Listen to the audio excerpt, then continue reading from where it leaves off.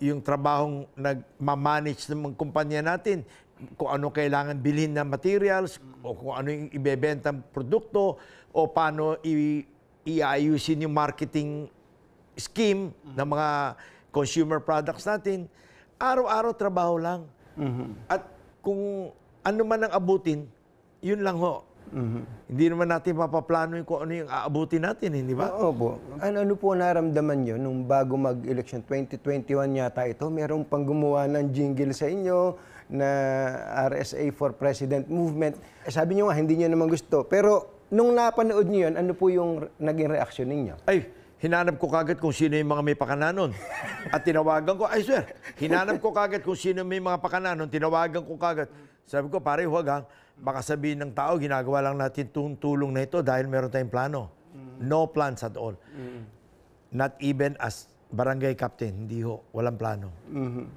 Mahilig po ba talaga kayo sa kotse mula na maliit pa kayo? Oo. Mahilig ako sa motorsiklo. That's how I started, motorsiklo and then kotse. Ngayon po, nabasa ko sa dyaryo, yung daw Ferrari, kayo na magiging distributor. Opo. Kasi alam nyo, marami akong mga kaibigan na may mga kotse magagandang Ferrari. Ang problema, hindi nila ma-maintain. Hindi rin nila ma-repair ng tama.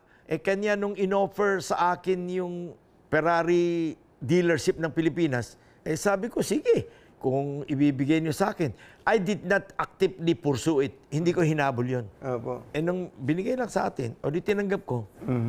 Gaano po kayo kasaya pagka yung coaching medyo maedad na, nakakondisyon nyo, nabubuting-ting ninyo bilang isang mechanical engineer po? Hindi po. Tawagin natin bilang isang mekaniko. Pagka nasa-solve natin yung mga sira, nare-restore natin yung mga lumang coaching puro tulo at ayaw umandar, hindi nakakatuwa. At habang ginagawa ko yung mga yan, marami din ako mga helper na tinitrain para matuto itong mga to. Kanya, happiness ng tao to yung marunong ka mag-repair ng kotse, marunong ka mag-repair ng lumang motorsiklo. Happiness po yan. Hindi po yan ginagawa para kumita. Ginagawa yan para sa educational program ng mga bata. Ginagawa natin yan for the satisfaction of being able to pick something. Ganun lang po. Natatandaan niyo pa po ba ngayon kung gaano karami na yung personal na sasakyan ninyo? Ay, naku, purong lumang kotse. Alam niyo, parang pera yan, hindi mo binibilang Pagka nagbibilang ka ng pera gabi-gabi, patay ka na. Pag nagbibilang ka ng kung ano meron ka, malapit ka na magpaalam siguro nun.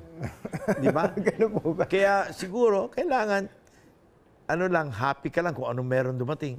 Opo. May interview po kayo dati, ang sabi nyo, hindi kayo nagbabangko, ini-invest nyo yung pera. Ba't ho ba nyo nasabi Hindi po interview yun. May kakwentuhan ako, biglang ni-record niya pala. Ganun po. At least kami nagpaalam. Ano po? Ganito po yun.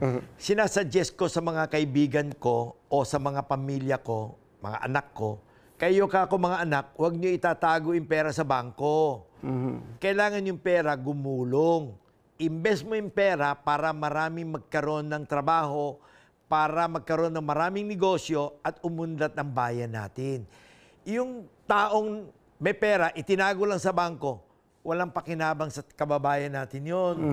Kaya ako, lahat ng pera ko, lahat ng meron ako, itatayo ko ng pabrika yon, itatayo ko ng karsada yon, i-invest ko ng kahit ano yon, para sa ganun, gumulong ang economy natin. Opo. Yan ang ibig sabihin doon. Hindi kaya magalit sa inyo ang Bank of Commerce?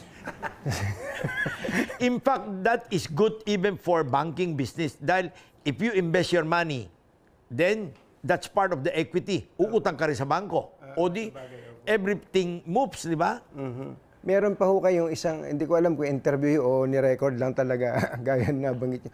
Yung sabi nyo, yung ibang mga tao na hindi namumuhay within their means, may, yung bang naka-squatter, may hila-hilang tuwan-tuwa ako dun Hindi, ganito yan. Kinukwento ko dun sa mga kaibigan ko kasi. Sabi ko, pare, kailangan tayo, simple lang ang buhay natin. We live within our means. Tingnan mo yung mga ibang tao dyan. Nakatira na nga sa barong-barong. Nakatira na ng kung saan. Naka-signature na damit. Naka-signature na bag. May aso pang maliit. Mag-aaway na kami nun. Ganun po? Hindi ako kahit papayag. sa mga anak ninyo? tinutukoy ko to especially sa mga anak ko. Opo. I do not allow them to be going around na magyabang ng kung ano-anong sinusuot at kung ano-anong dinadala. Ngayon, nagpa-interview ako, kailangan daw nakarelo ako, kaya naka-stainless akong relo. Pero usually, hindi ako nagre-relo. Sabi nila, baka daw overacting na wala man lang daw ako relo. Tsaka nagbihis pa ako, dapat round neck t-shirt nga lang ang suot ko eh. Pero ito pong binanggit sa mga, tinuro nyo sa kanila yung mula na maliliit pa sila. Of course. Hindi siya madali eh, no? Kailangan tinuturo sa mga bata na matuto ng simpleng buhay. Yung anak kong bunso, si Jacob, kagagraduate ng college, pinadala ko sa probinsya, sa Pangasinan, sa planta. Sabi ko, diyan ka magtatrabaho araw-araw, diyan ka matutulog, kasama mo kakain ng lunch at dinner yung lahat ng empleyado. Huwag ka makakain-kain sa labas ng McDo o kung ano-ano, ha? Dahil you are going to, as if, show them na hindi mo sila kapareho. Kailangan habang nandiyan ka, kasama mo sila, kung ano yung kinakain nila, kung ano yung ginagawa nila, pareho lang kayo. At yung bihis mo, kailangan simpleng damit, t-shirt, at kung ano yung uniform doon, yun din ang susuotin mo. Ganun ang suot ni Loco ngayon doon. Ano po yung kwento niya tungkol siya? Na happy siya? Hindi, lahat ng anak ko, ganun ko pinalaki. Yung anak kong panganay si Paul, nung siya ay elementary, pinapadala ko yan doon sa talyer ni Mr. Kawangko. Pinapasamahan ko yan sa mga mekaniko niya. Every summer, nandun siya. Doon siya sumasabay kumakain ng tanghalian. Di nasanay siya. Ang tawag niya sa mga mekaniko, kuya. Ang tawag niya sa mga tubero at electrician, kuya. Ay, lumaki na maayos. Hindi ko po problemahin yun. Pare, kung pinalaki mo yung mga anak mo malalaking ulo, baka makipagsunto ka sa security guard sa kalye yun. Pero pag pinalaki mo ng simpleng tao, ay, pare, hahaba na buhay nun. Ibig sabihin nun, lumaki yun ng simpleng tao. At kailangan yung kumain kung ano yung kinakain ng mga tao. Ano po pakiramdam nyo na yung mga anak ninyo ganun makitungo sa kapwa? Hindi sila lalaki ng ganun. Kailangan tayo magsabi sa kanila, ganun lang kayo. So mula pa sa pagkabata, mabuti maunawaan to, lalo na ng mga bagong magulang pa lang. Ano po? Na habang maliliit pa yung mga anak, imulat na dun sa ganung klase ng mindset. At huwag niyo bibigyan ng malaking baon. Huwag niyo rin bibigyan ng baon. Kailangan magdala sila ng pagkain. Yun ang baon nila sa eskwela. Huwag yung pupunta sa eskwela at kung ano-ano binibili. Pinalaki ko sila na meron silang laging baon papuntang eskwela. Yun ang kakainin nila. At wala silang bibiling kung ano-anong kalokohan na borloloy. Para mas matuto. Otherwise, pare, later on, hindi mo na makakausap yun. Mas mayabang pa kaya sa atin yun.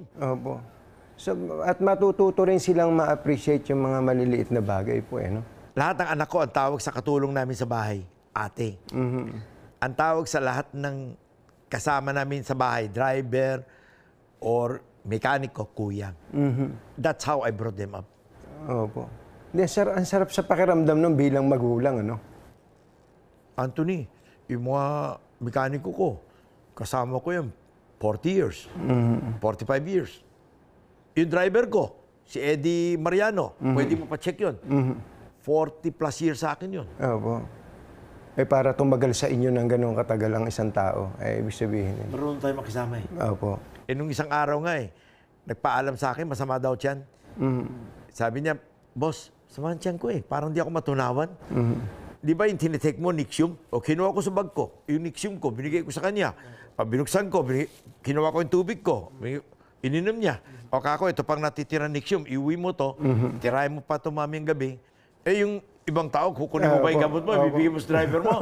Di ba? Iba parang sabihin, bahala ka sa buhay mo. Pare, hindi lang nila alam, pag galit sa'yo yung driver, baka ibangga ka para ipatayin ka noon. Tama po. Ibig sabihin, sa pakisama natin, sa mga kasama natin, they will love us. They will protect us. Kung bastos ka sa mga kasama mo, pare, hindi ka tutulungan ng mga yun. Pero meron po ba kayo na-experience na ginawa nyo na lahat, nakisama kayo? Sabi nga nung iba, yung exaggerated, halos pinakain nyo na sa palad ninyo, pero hindi pa rin maganda ang naging... May mga ibig sabihin, kulang ka pa rin sa pakisama. Ganun po. Bigyan ko kayo example, ha? Ito, para masyak kayo. 5 beses ako nagka-COVID. 5 po. 5. 3 lang yung nabalita. Ano po? nung may vaccine na, yung